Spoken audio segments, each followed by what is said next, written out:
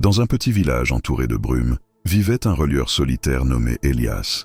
Depuis la mort de sa femme, il passait ses journées enfermé dans son atelier, entouré de vieux grimoires et de manuscrits poussiéreux.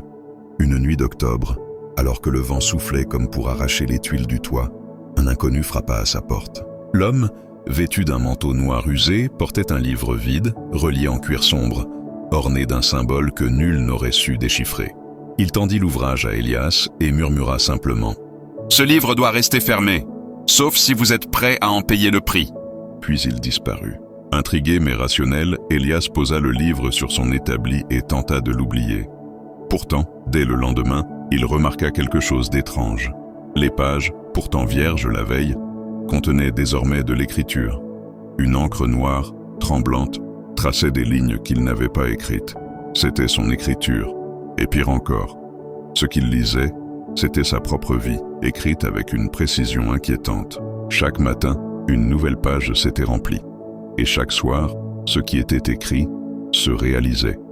Au début, ce n'était que des détails anodins. Elias prit son café amer, ce qu'il faisait, effectivement. Mais bientôt, les événements devinrent sombres. Le livre annonçait des rencontres qu'il n'avait pas prévues, des visites d'ombre qu'il n'avait pas invitées. Un soir, il lut ces mots. À minuit, Elias entendit frapper à la porte. Il ne savait pas encore que c'était sa propre voix qui l'appelait.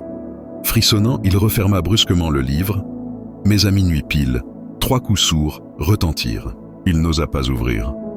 Pourtant, chaque jour suivant, le livre poursuivait son récit, comme s'il s'écrivait dans une autre dimension, dicté par une entité invisible.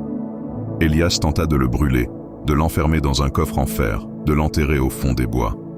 Mais chaque matin, le livre réapparaissait sur son bureau, comme s'il n'avait jamais disparu.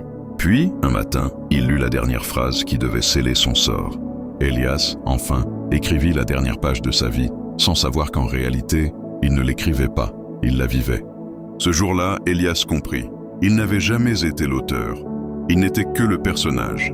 Et le livre, ce livre maudit, n'était pas un journal de bord.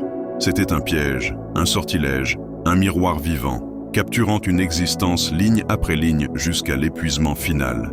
Quand les voisins entrèrent chez lui des jours plus tard, alertés par son absence, ils ne trouvèrent qu'un seul objet sur son bureau, le livre, fermé, silencieux, et signé à la dernière page.